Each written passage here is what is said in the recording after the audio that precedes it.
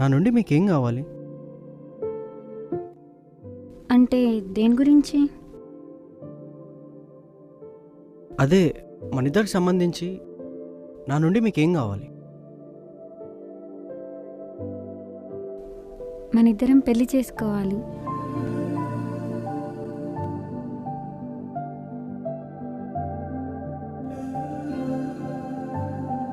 మీ అమ్మ నాన్న లాంటి 2 పిల్లల్ని కనాలి. మీ అమ్మని మర్చిపోయేంత కాకపోయినా మీ అమ్మలా నిన్ను ప్రేమగా చూసుకోవాలి. చనిపోయే వరకు నీ చేయి పట్టుకొని నీకు తోడుగా బ్రతకాలి. అంతే.